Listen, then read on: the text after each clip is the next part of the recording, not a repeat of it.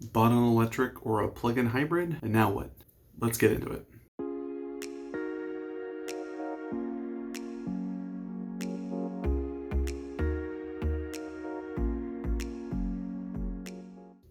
Hi, and welcome to the Computer Guy channel. I am, of course, the Computer Guy. Thank you so much for coming by. If this is your first time, welcome, and I hope you will continue to come by. So you just bought an EV or a plug-in hybrid, or at the very least you're looking, and now you're kind of like, well, I'm not too sure how to charge it or how to go about charging it or finding out where I need to go charge these things. We're going to be talking about the plug types. We're going to be talking about charging at home.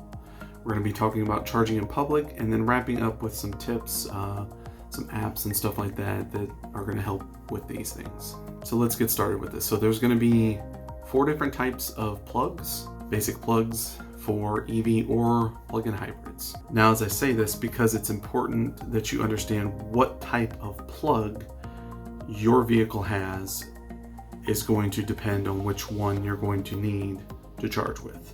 So let's start with the most popular one, the Tesla. Everybody knows the Tesla. And this one's pretty easy, since if you have a Tesla, this is the one you're going to use. And basically, it has a wide range of charge rates. The upside as well is the Teslas will allow you to, either in the vehicle or through the app, allow you to change the charge rate. So it has a wide range, whether you're at the super charge stations out in public or if you're at home, you actually get to set how fast you want it to charge. You can have it charge extremely slow, you can have it charge it extremely fast. Anywhere in between is totally up to you guys. And something else you guys may need to know is the fact that if you are out in public and you are not near a supercharger, which is the Tesla only charging stations currently,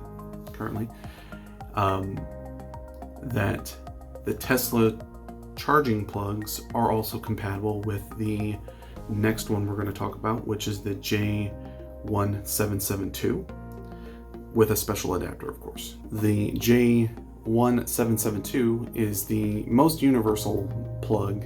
This one you'll find pretty much in any electric vehicle aside from Teslas. You'll also see them more commonly in plug-in hybrids. This is the plug that you'll see. With this plug, you can get level 1 and level 2 charging, and I'll explain kind of the differences. So level 1 is going to be pretty much the only thing you'll be getting at home, and I say that with the stipulation that if you're going to plug it into a regular wall outlet, that's a 110 current here in the US, then you're only going to get the very minimum. You can also get level 2 at home if you need to, but you're going to need to have either a special plug, a Nemo 1450 is what most of them plug into. It's a lot faster charge rate, considering that it's a level 2 charging now.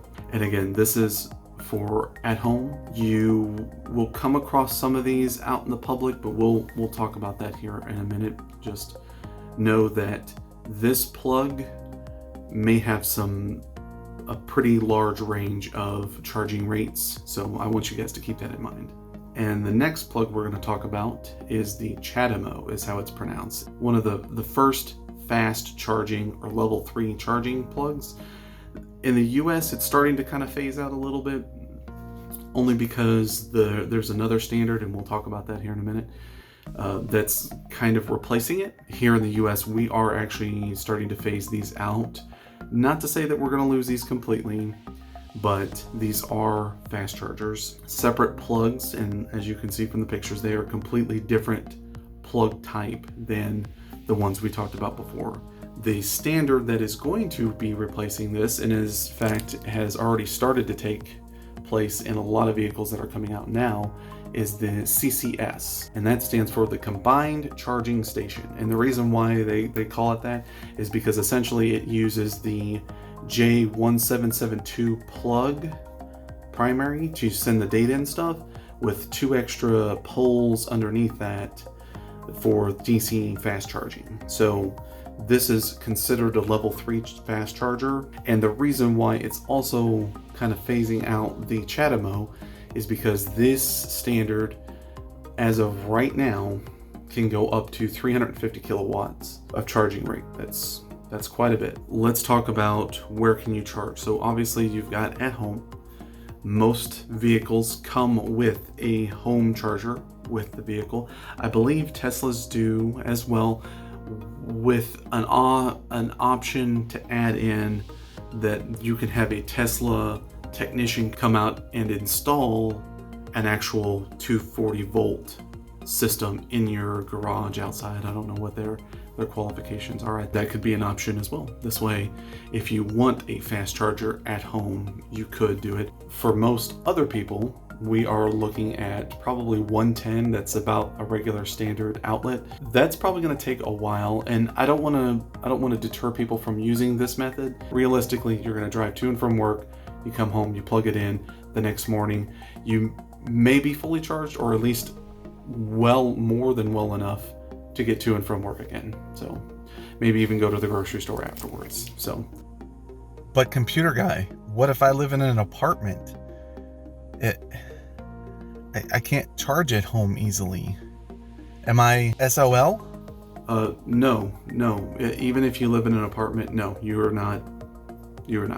If you have no way of charging at home, then there are plenty of places that you can go do it publicly. The bare minimum is to install an app called PlugShare. I say minimum because this guy doesn't really communicate with the payment methods of like EVgo or Electrify America or ChargePoint or any of the other various ones. Those are just the top ones I can think of off the top of my head. They don't communicate to charge payments through PlugShare. PlugShare is merely just to assist in getting you to the location you need to be at, and they have everybody. They have everybody encompassed into one.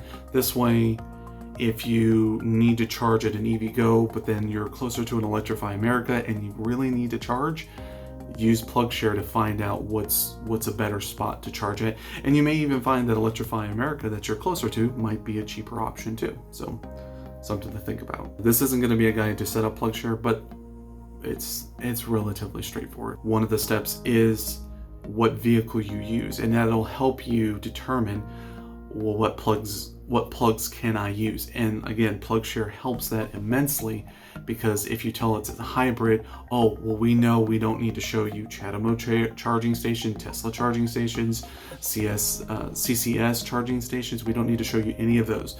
We just need to show you the J1772 charging stations, and then that's it. So it'll help to filter those out, so it's not bombarding you with a bunch of places and you show up and now you can't charge. So let's wrap this up. Here are the 4 different types. We'll get the names and stuff going here, running through the images, making sure that you guys are familiar with the plugs that are for your vehicle. Again, using an app like PlugShare will assist that. I hope this video helps you guys a lot. I really do. Like I said, I made this video for several people that I bumped into, and I hope this continues to help people. If this is your first time, please, again, give it a thumbs up, hit that subscribe, share it out with some friends. Hopefully this will help them understand if you can't convey the right words to help them understand it. Maybe this video will help them as well. Thanks so much. We'll see you next time. We'll add some bloopers in here. I'm actually having to hold my light. We'll do a video on this sometime. But yeah, I'm actually having to hold my light because otherwise it looks dark and terrible.